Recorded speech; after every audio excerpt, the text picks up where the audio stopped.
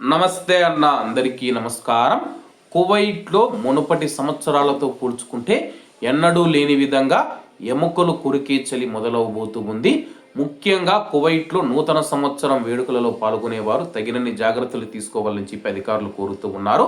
కువైట్లో డిసెంబరు ఈ నెలాఖరు నాటికి కువైట్ దేశంలో ఉష్ణోగ్రతలు కనిష్ట స్థాయికి పడిపోతాయని చెప్పి వాతావరణ శాస్త్రవేత్తలు హెచ్చరించారు. ముఖ్యంగా ఎడారి ప్రాంతాలలో ఉష్ణోగ్రతలు 0 నుంచి -1 డిగ్రీకి పడిపోతాయని చెప్పేసి, అలాగే దీనికి సంబంధించి వాతావరణ శాస్త్రవేత్త ఫహాద్ ఆల్ ఉతైబీ గారు దీని గురించి పూర్తి వివరాలు వెల్లడించారు.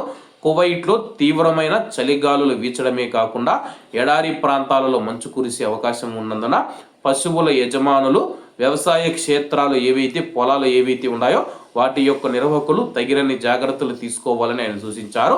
అలాగే ప్రముఖ వాతావరణ నిపుణుడు ఈసా రంజాన్ గారు తెలిపిన వివరాల ప్రకారం ఆకాశం మేఘావృతమై ఉంటుంది. కొన్ని ప్రాంతాలలో తేలికపాటి జల్లులు కురిసే అవకాశం ఉంది.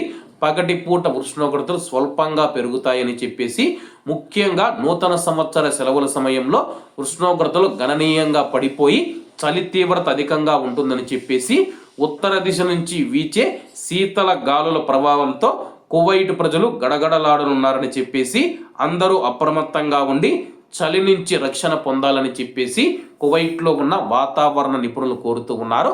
కాబట్టి కువైట్లో బయట పనిచేసేవారు కానీ, ఎడారి ప్రాంతాలలో ఉండేవారు కానీ, కువైట్లోని ఇళ్లలో పనిచేసే మన భారతీయులు ఎవరైతే ఉన్నారో, చలి మనం చూసుకుంటే కువైట్లో 4-5 సంవత్సరాలలో ఇటువంటి చలి ఎప్పుడూ చూడలేదని చెప్పేసి, అంటే ఎముకలు కొరికే చలి, గడ్డ కట్టే చలి అయితే రాబోతూ ఉందన్నమాట.